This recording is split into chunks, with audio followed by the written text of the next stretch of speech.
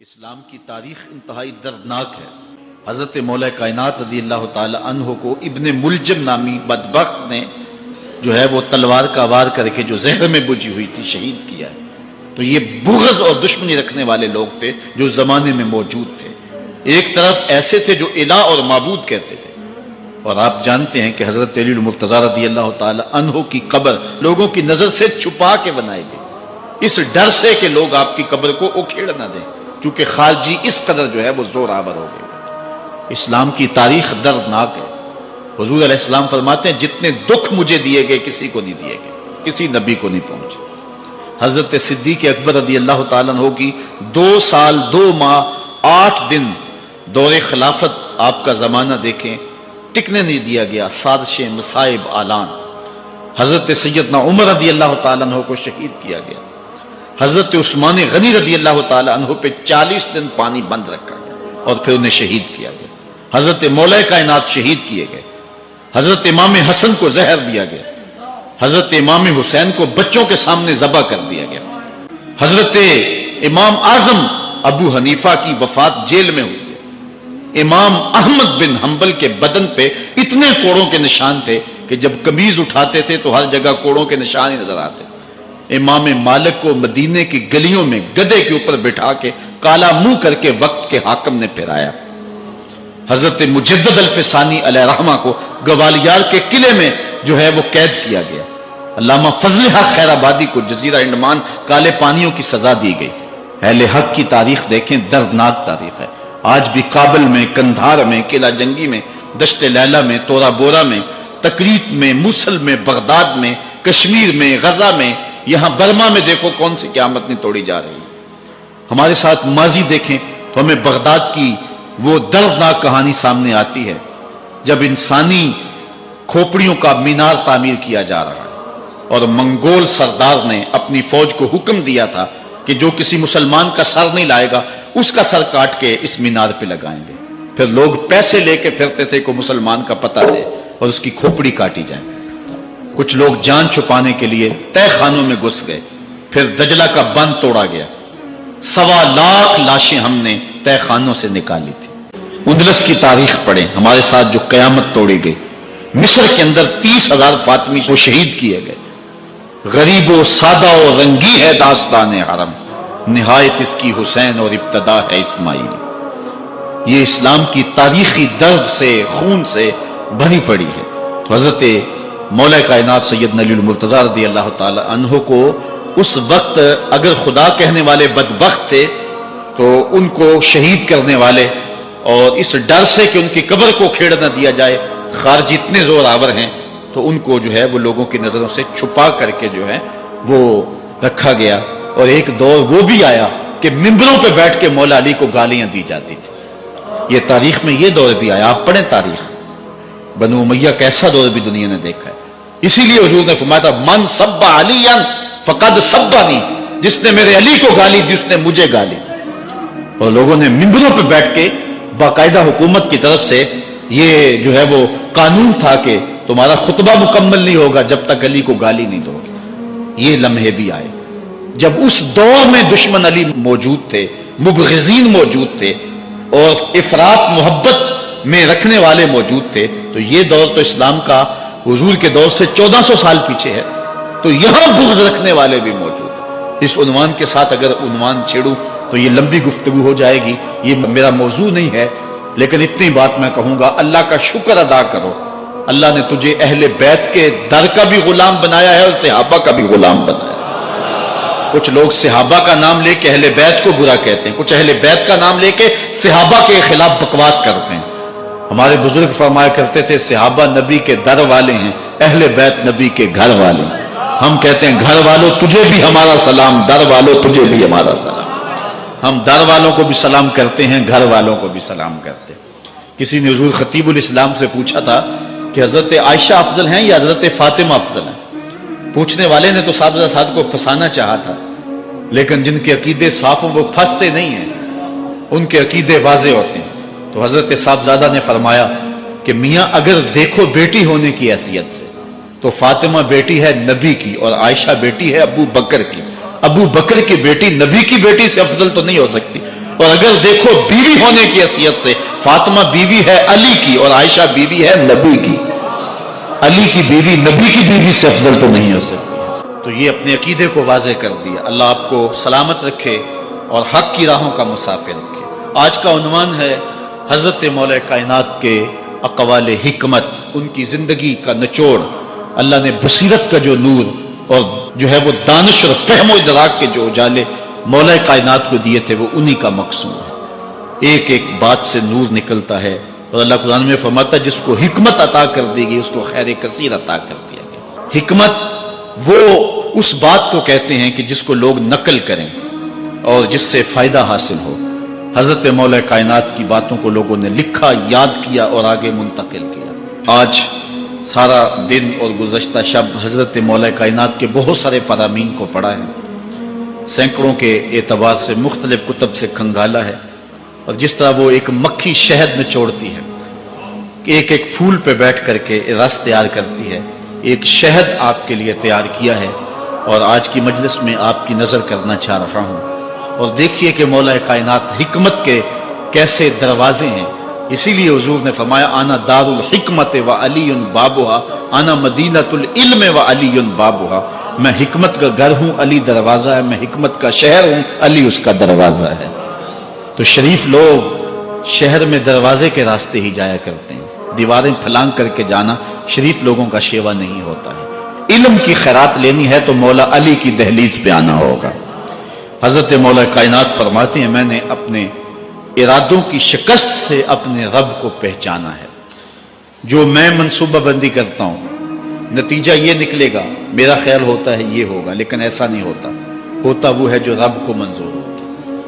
اس لیے میں اپنے ارادوں کی شکست سے اپنے رب کو پہچانا ہے۔ حضرت مولا کائنات زندگی گزارنے کا ڈھب، اسلوب اور طریقہ بتا رہے ہیں۔ سنو، فرماتے ہیں خالط الناس مخالطتاً ان متتم معہا بقو وان عشتم ہنو الیکم، لوگوں کے ساتھ ایسی زندگی گزارو کہ اگر تم مر جاؤ تو لوگ روئیں کہ کوئی قیمتی متاع کھو گئی، اور اگر تم زندہ رہو تو لوگ تمہاری صحبت کے مشتاق رہیں، تمہاری مجلس میں بیٹھنے اور تمہارے پاس آنے کی آرزو اپنے سینے میں رہے۔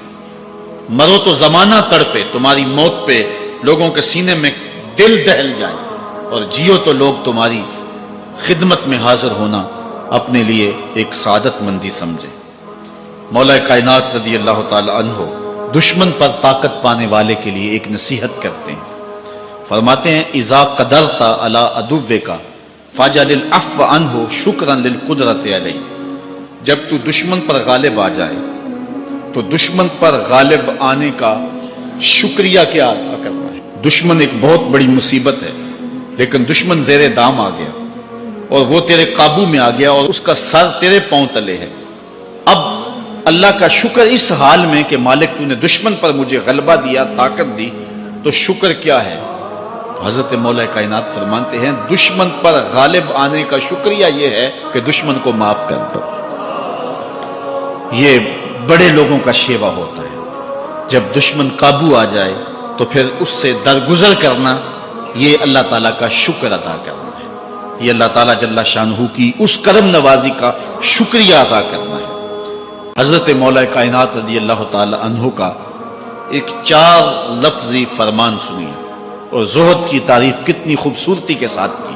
فرمانے لگے افضل الزہد اخفاء الزہد، بہترین زہد یہ ہے کہ زہد کو پوشیدہ رکھا جائے، بہترین زہد یہ ہے کہ زہد کو پوشیدہ رکھا جائے۔ ہم تو اپنی عبادتوں، اپنی نیکیوں، اپنی سماجی خدمات کے اشتہار چھپواتے ہیں نا۔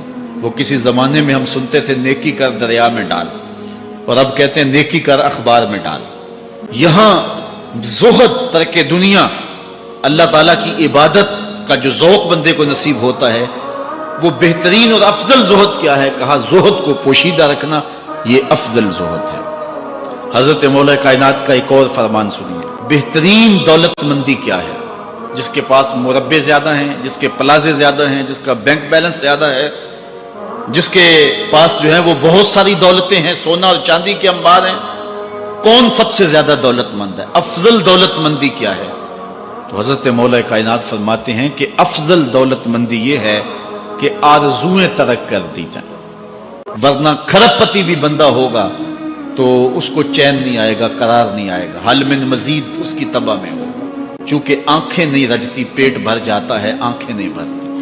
کوزائے چشمے حریصاں پر نشد، تا صدف کانے نشد پر در نشد۔ اس لیے حضرت مولا کائنات فرماتے ہیں بہترین غنا اور دولت مندی کیا ہے کہ بندے کی آرزویں ختم ہو جائیں۔ اقبال کہتا ہے تیری دعا ہے کہ ہو میری آرزو پوری، تیری دعا ہے کہ ہو میری آرزو پوری، میری دعا ہے کہ تیری آرزو بدل جائے، میری دعا ہے کہ تیری آرزو بدل جائے۔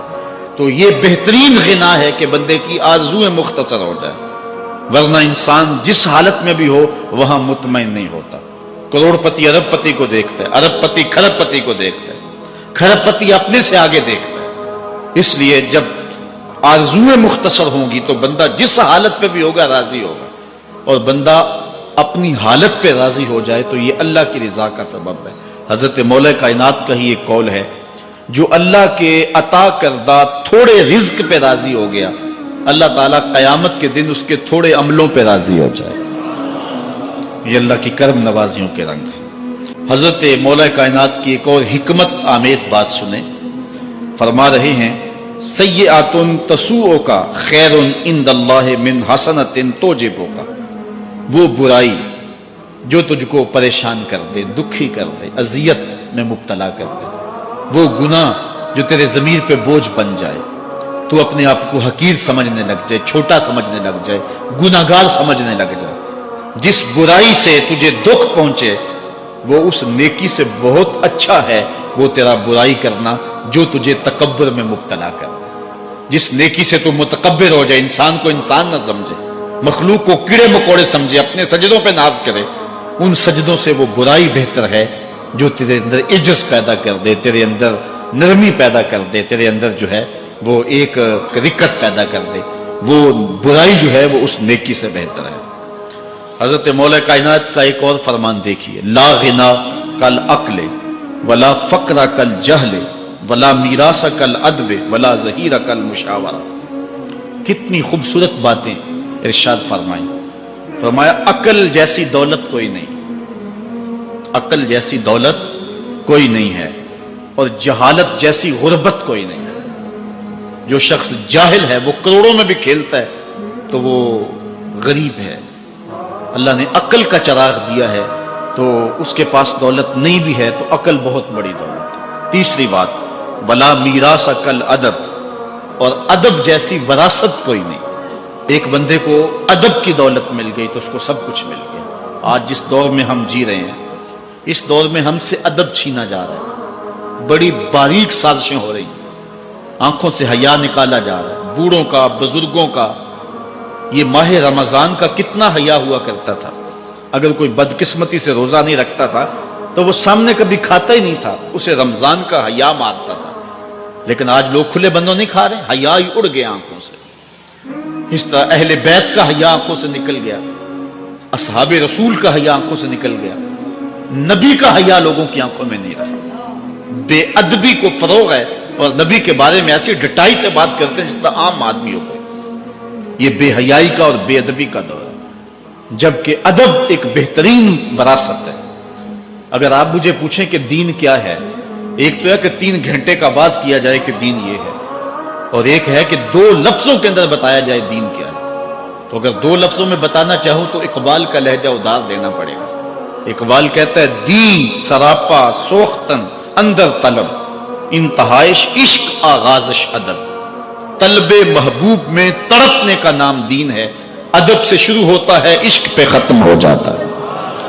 جس دین میں ادب نہیں ہے وہ دین نہیں، چاہے صحابہ کا ادب نہیں، چاہے اہل بیت کا ادب نہیں، چاہے انبیاء کی ذوات کا ادب نہیں، چاہے والدین کا ادب نہیں، دین نام ہی ادب کا ہے۔ یہ دولت اس وقت چھینی جا رہی ہے اور بڑی تیزی کے ساتھ قوم کے اندر بے ادبی کو فروغ دیا جا رہا ہے۔ نئی نسل کی حفاظت کریں، اپنی اولاد کو محفوظ کر لیں، ان کے عقیدوں کی صحت کا التزام کریں، کہیں ایسا نہ ہو کہ ان کی زبان لمبی ہو جائے اور ولیوں پر، نبیوں پر اور حضور علیہ الصلوۃ والسلام کے اصحاب پر اور حضور کی آل پر وہ زبانیں تان کھولیں۔ اور جس کو جو ہے وہ استنجے کا بھی پتہ نہیں ہے، وہ انبیاء کے علم پہ گفتگو کر رہا ہے۔ شرم نہیں آتی کس کا علم تول رہے ہو، کس کی ذات کو ناپ رہے ہو؟ ڈٹھے ورق قرآن دے پھول سارے، تیری شان جیا نہیں کوئی ہو ڈٹھا، تیری شان دا کرے مقابلہ جیڑا ان عاشقاں اصلی چور ڈٹھا۔ کوئی نور آکھے کوئی بشر آکھے، پیندا رات دینے اے ہو شور ڈٹھا، اللہ والیاں گل مکا دیتی تساں ہور ڈٹھا اساں ہور ڈٹھا۔ تم نے پتہ نہیں کس کو دیکھا جو سکی بیٹی کو بھی نہیں بخشوا سکتا، گلا پھاڑ پھاڑ کے کہا جاتا ہے نبی سکی بیٹی کو نہیں بخشوا سکتا۔ اور میاں تم بخشوانے کی بات کرتے ہو، نبی تو کہہ رہا ہے فاطمہ تو جنتی عورتوں کی سردار، وہ تو جنتیں بانٹ رہے ہیں، وہ تو جنتیں وراثت میں دے رہے ہیں۔ تو ادب پہلا کرینہ ہے محبت کے کرینوں میں، اس لیے کہا کہ ادب جیسی میراث کوئی نہیں، ولا ظہیرہ کل مشاورہ، اور مشورے جیسا مددگار کوئی نہیں۔ حضرت مولا کائنات کا ایک اور قول سنیے، آپ فرماتے ہیں کہ آدمی کی یہ جو سانسیں نکل رہی ہیں یہ موت کی طرف اٹھتے ہوئے قدم ہے۔ دوسری سانس تب آتی ہے جب پہلی ختم ہو جاتی ہے، تو پہلی سانس کی موت، دوسری سانس کی زندگی۔ وہ کیا کسی نے کہا زندگی نام ہے مر مر کے جیے جانے کا، یہ ایک بار ہم ایک سانس کو کاٹتے ہیں تو دوسری سانس آتی ہے، جب تک پہلی سانس موجود ہے دوسری نہیں آئے گی۔ تو حضرت مولا کائنات فرماتے ہیں یہ موت کی طرف اٹھتے ہوئے قدم ہے۔ آپ رکے ہوں اشارے پہ تو ہمارے یہ پنڈی بائی پاس پہ جو اشارے لگے ہیں یہ 125 سے بھی چلتے ہیں، 125 سے پیچھے آ رہے ہیں، 20 سے 25 سے 50 سے 100 سے 125 سے پیچھے آ رہے ہیں۔ حضرت مولا کائنات فرماتے ہیں جو چیز شمار کی جاتی ہو وہ بالآخر ختم ہو جاتی ہے، تو گنتی جب الٹی چلتی ہے تو بہت جلد کام زیرو پہ آ جاتا ہے، اور زیرو پہ پہنچنا ہی موت ہے۔ تو زندگی کی یہ سانسیں یہ الٹی چل رہی، اور میں اور آپ لمحہ لمحہ موت کے قریب ہو رہے ہیں۔ ہم جو ہے وہ اپنی زندگی کی سالگرہ منا رہے ہیں، ہم کہتے ہیں کہ ہم اتنے بڑے ہو گئے، میاں بڑے نہیں ہوئے، چھوٹے ہو گئے، موت بالکل قریب آ گئی۔ اللہ اکبر۔ حضرت مولا کائنات معیشت کے اصول بھی بیان کر رہے ہیں۔ ما اعلی من اقتصد، جو میانہ روی سے چلتا ہے کبھی بھی کنگال نہیں ہوتا۔ ہر شخص کی آرزو ہے کہ میری دولت بڑھ جائے، میرے پاس پیسے کافی ہوں، میں آسودہ زندگی گزاروں۔ اس کا طریقہ کیا ہے؟ جھوٹی قسمیں، چالاکی، 2 نمبر مال بیچنا، ٹیکس چوری کرنا، بجلی چوری کرنا، گیس چوری کرنا، کیا طریقہ ہے پیسے بچانے کا؟ مولا کائنات سے پوچھیں، مولا علی سے پوچھیں۔ مولا علی فرماتے ہیں استنزل الرزق بالصدقہ، صدقہ دیتے جاؤ رزق بڑھتا چلا جائے گا، کماتے جاؤ اس میں کچھ حصہ رکھ لو اللہ کی راہ، صدقہ دیتے جاؤ گے تمہارا رزق بڑھتا چلا جائے گا۔ حضرت مولا کائنات کا ایک اور قول دیکھیے اور اس کا حسن دیکھیے، جو تیرے بارے میں اچھا گمان کرے تو اس کے گمان کو سچائی کر دے۔ تو وہ نہیں ہے جو کوئی تیرے بارے میں گمان کر رہا ہے، لوگ تجھے اچھا سمجھتے، تو اچھا نہیں ہے، تو اچھا بن جا تاکہ لوگوں کا گمان ٹھیک ہو جائے۔ اعلیٰ حضرت عظیم البرکت امام احمد رضا خان فاضل بریلوی علیہ رحمہ، آپ کے بارے میں لوگوں کا گمان تھا کہ حافظ قرآن ہے، آپ حافظ نہیں تھے، تو آپ کے بارے میں یہ گمان پیدا ہو گیا کہ یہ حافظ ہے۔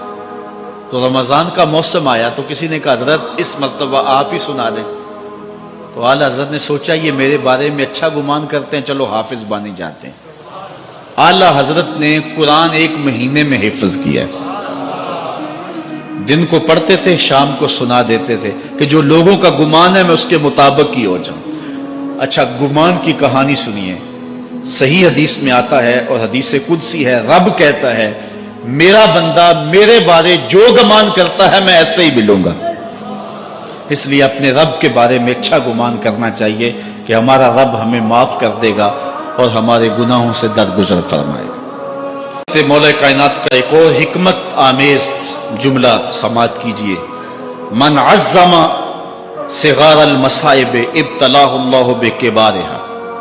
چھوٹی سی مصیبت آ جائے جو بندہ بابیلا شروع کر دے، مصیبت آ گئی، چھوٹی سی بیماری آئے تو شور کرے، چھوٹی سی مصیبت آئے تو شور کرے، اللہ اس کو پھر بڑی مصیبت میں مبتلا کر دیتا۔ ضرورت نہیں ہے وہاں اظہار کی، کیا بیماری ہے تو ڈاکٹر کو بتاؤ، بندے کو بتانے کا کیا فائدہ؟ ہمارے ایک دوست ہیں کہ وہ کہتے ہیں کہ پہلے اگر کسی سے پوچھتے تھے نا کہ کیا حال ہے تو وہ کہتا تھا شکر ہے، اور آج کسی سے پوچھے تو وہ کہتا ہے شوگر ہے. یعنی اللہ تعالیٰ جل شانہ نے اگر تمہیں کسی ابتلا میں مبتلا کر دیا ہے تو اس کا شور، اس کا واویلا نہ کرو. جو چھوٹی مصیبت پر واویلا کرے گا اللہ پھر اس کو بڑی مصیبت میں مبتلا کر دے گا. حضرت مولا کائنات کا ایک اور حکمت آمیز جملہ سماعت کیجیے. آپ فرماتے ہیں زندگی گزارنے کا گر اور طریقہ، فرماتے ہیں عزم الخالق اندکا یصغر المخلوق فی عینک. اگر تیری نظر میں خالق بڑا ہوگا تو پھر مخلوق چھوٹی ہو جائے. اللہ کی عظمت کا تجھے لحاظ ہے کہ وہ بہت عظیم ہے تو پھر مخلوق کی پرواہ نہیں ہوگی. حضرت مولا کائنات رضی اللہ تعالیٰ عنہ فرماتے ہیں کہ ایک باندی کے ہاتھ کے اندر خنزیر کی انتڑیاں ہوں، میں دنیا کو اتنی نظر سے بھی نہیں دیکھتا. تو یہ انسان اللہ کی عظمتوں کا اور اللہ کی شانوں کا جب لحاظ اسے ہوتا ہے تو پھر دنیا اس کی نظر میں جو ہے وہ کوئی قدر و قیمت نہیں رکھتی. ایک روایت میں آتا ہے جس کو اللہ نے قرآن دیا اور اس نے دنیا داروں کو دیکھا رشک کی نظر سے کہ ان کو دولت دی گئی، ان کو فلاں دیا گیا، میں تو بہت پیچھے رہ گیا. قد حقر ما آتاہ اللہ، اس نے اللہ کی عطا کو حقیر جانا.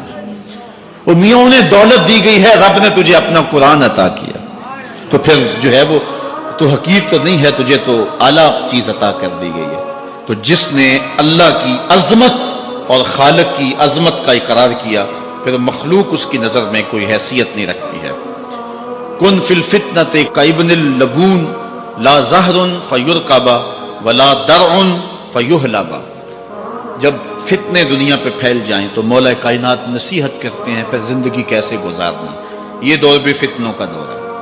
حضرت مولا کائنات فرماتے ہیں جب فتنے معاشرے میں پھیل جائیں تو پھر اونٹ کے 2 سالہ بچے کی طرح ہو جائے کہ اگر لوگ اس پہ سواری کرنا چاہیں تو وہ سواری کے قابل نہ ہو، اور لوگ اگر اس کا دودھ دھونا چاہیں تو وہ دودھ نہ دے.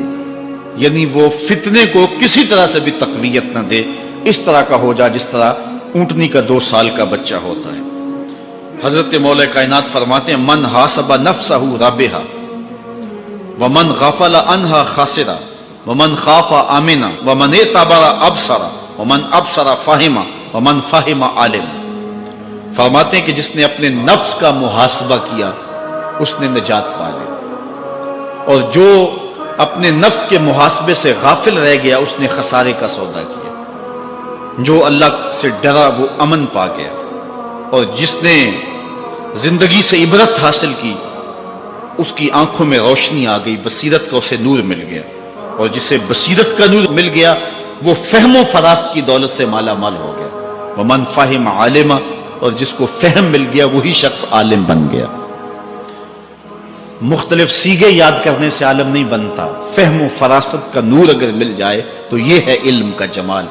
آخرت کی فکر رکھنے والا عالم ہے. بلکہ مولا کائنات فرماتے ہیں العلم علمان مطبوع و مسموع. علم 2 علم ہے، ایک وہ ہے جو من میں راسخ ہو اور ایک وہ ہے جو کانوں تک رہتا. فرماتے ہیں ولا ينفع المسموع اذا لم يكن المتبوع. جو سنا ہوا علم نفع نہیں دیتا جب تک وہ من میں اتر نہ جائے اور باطن کے اندر روشنی نہ کر دے.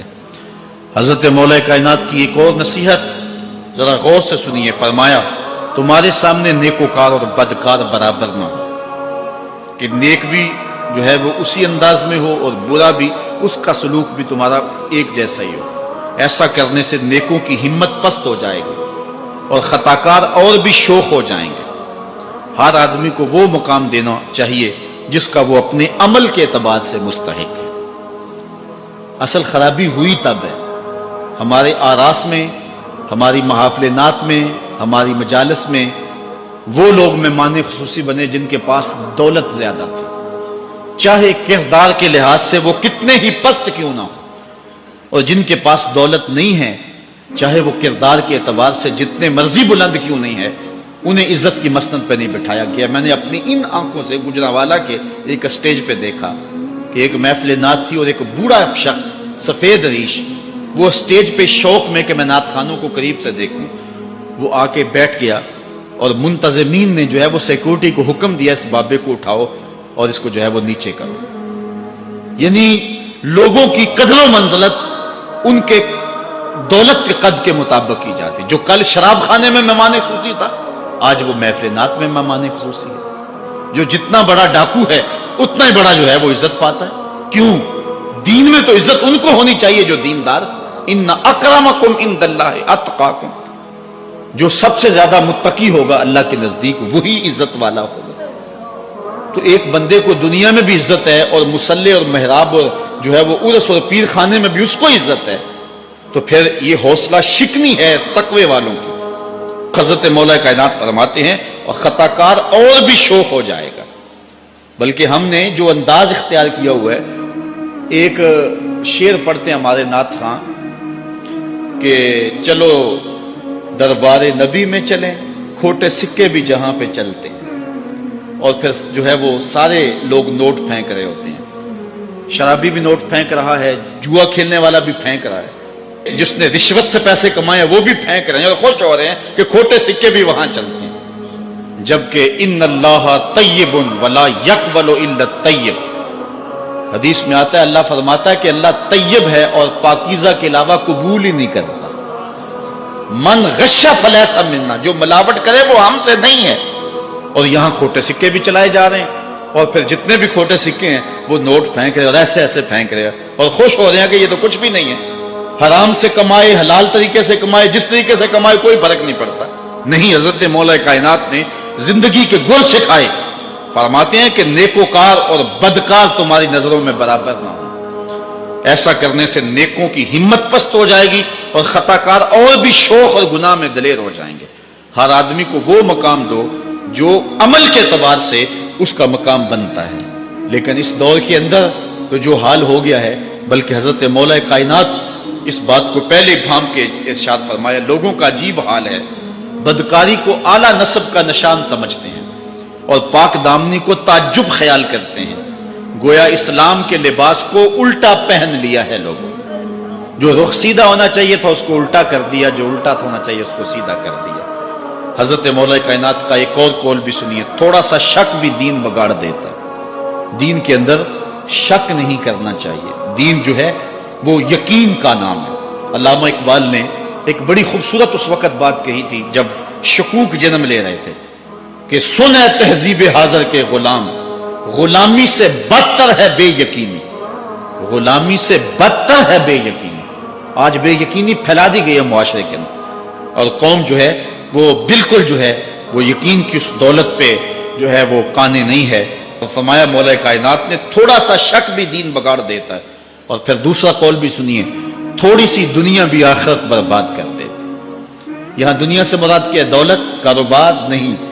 چیز دنیا از خدا غافل بدن. مرشد اقبال رومی کہتے ہیں دنیا کیا ہے؟ خدا سے غافل ہو.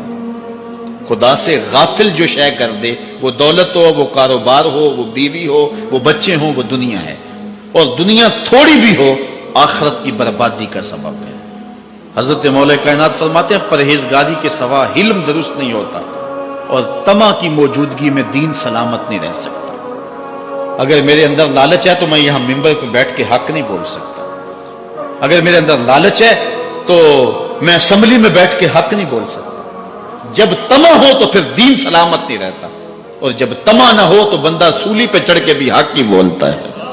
دوواں گلاں وچوں 10 درویشا, میرے حضور کی بالعالم فرماتے ہیں دوواں گلاں وچوں 10 درویشا, تینوں کیڑی گل کو بھولی, عالم اوپر ممبر بولے عاشق اوپر سولی. جب تک تھوڑی طمع بھی انسان کے اندر ہے تو بندہ پھر اس کا دین سلامت نہیں رہ سکتا.